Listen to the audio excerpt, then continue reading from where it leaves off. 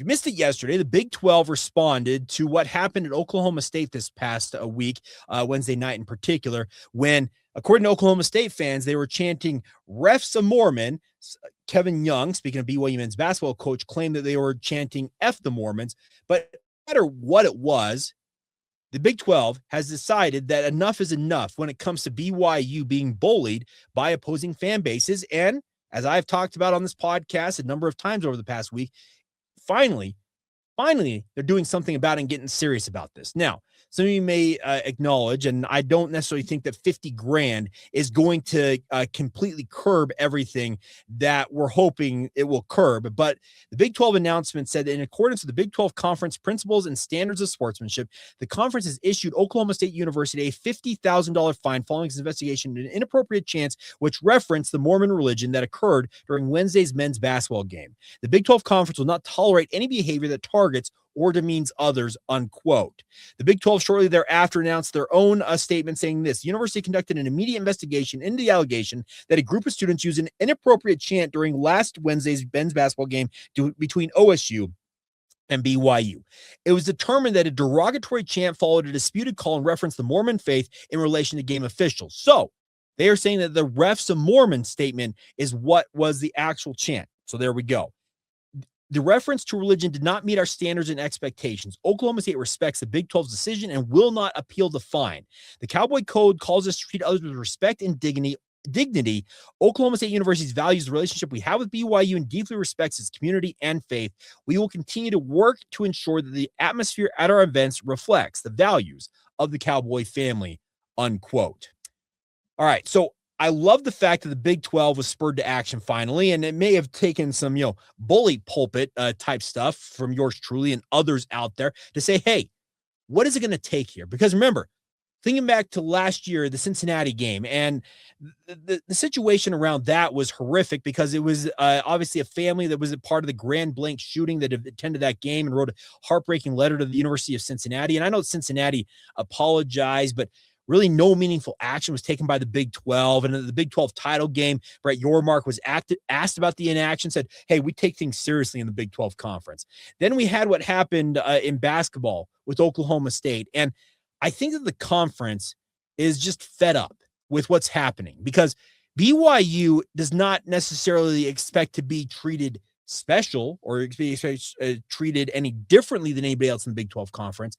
All BYU is asking for, and I'm asking for, is for them to be treated the same way that every other religion, creed, protected class, race are treated in the greater world. Yes, that's what we're asking for, just common decency. I know that Mormons have been a punching bag for literally since the religion was founded 200 plus years ago.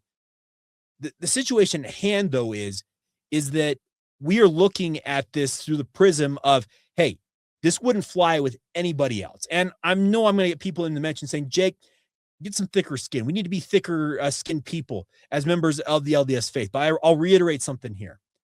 Words have power. Words spur actions. Words, obviously, can cause a lot to happen in this world that we're in. And it's a very, very divided world. I don't need to talk any more than what I've already talked on that front.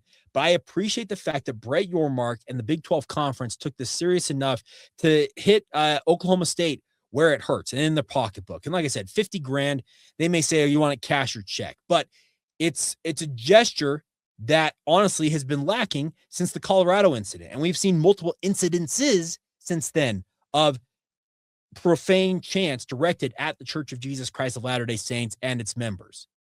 So while I understand that some of you may think that, hey, we just need to move past this and just, I think a couple of you said, just win. It's happening even when BYU's winning. So I appreciate the fact that Brett Yormark and the people at the Big 12 Conference, the administrators there, said, you know what, enough's enough. Will it finally stamp things out here? I don't know that it will. I hope it does. And I think that we've seen comments from guys like Brian Santiago who said that the other Big 12 athletic directors are keenly aware of the situation. But it kind of screams to me that everybody else in the Big 12 Conference needs to do what Texas Tech has done. I have got mad respect for the Red Raiders, because during the football game this past year, that was not too long after what happened at Colorado. It was actually before the Cincinnati incident, but they had Grant McCasland, the men's basketball coach, out on the field pregame saying, hey, none of this crap, none of what happened at Colorado, it's not happening here. Then during the basketball game, when BYU went to Lubbock earlier this basketball season, they had who am I thinking of?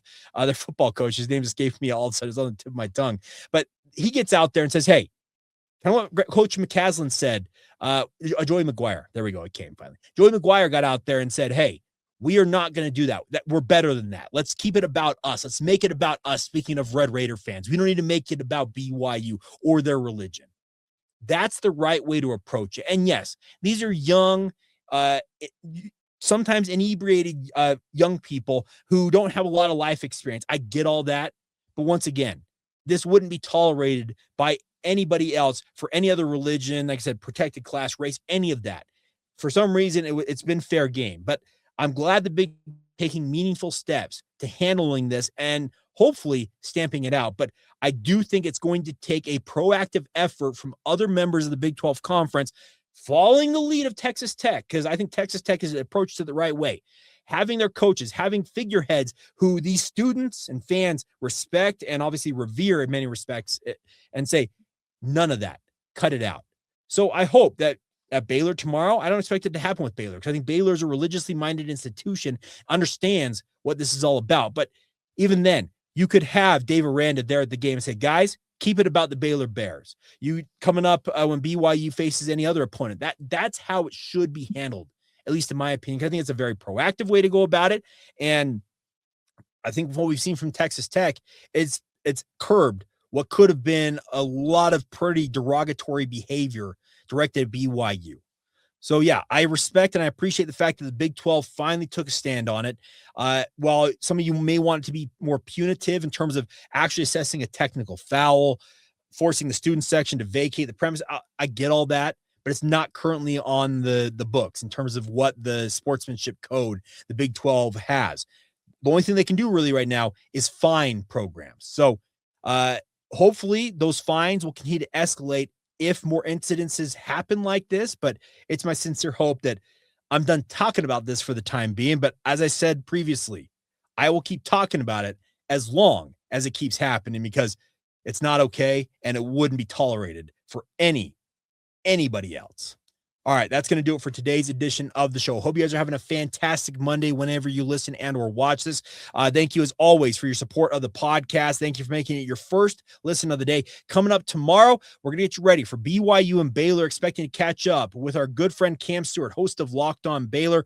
We'll have a little crossover edition for you guys, previewing that game. We may even talk some football as well, because, Baylor got a big-time quarterback via the transfer portal, and DJ Lagway. We'll get into that. And as always, you can find the show on social media, Locked On Cougars on Facebook, Instagram, or Twitter. You want my stuff, just follow me, Jacob C. Hatch, on Instagram or on X, aka Twitter. And if you never miss an episode, the Everyday Club is built for you. Get Locked On Cougars ad-free, plus members-only Discord access and more. Head to lockedoncougars.supercast.com to join the club today. For those of you on video now, we're going to send you over to the first ever 24/7 national Locked On Podcast Network YouTube channel for more incredible Locked On content, or on audio. Make sure you make your second listen to the Locked On College Football Show with Spencer McLaughlin, doing a great job covering all things college football. And as always, come back tomorrow and be an everydayer right here on the Locked On Cougars podcast.